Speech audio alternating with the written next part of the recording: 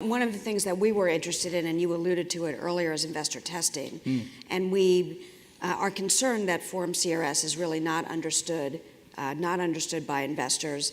And we submitted our own Form CRS mock-up as an example, as you alluded to.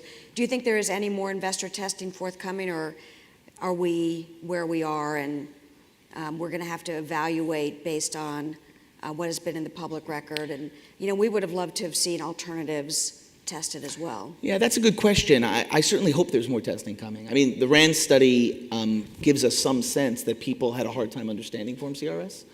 I think you can see in the survey results that asking ordinary investors to understand the difference between a 34 Act model and a 40 Act model, a BD and an I, it's very challenging to get investors to understand that.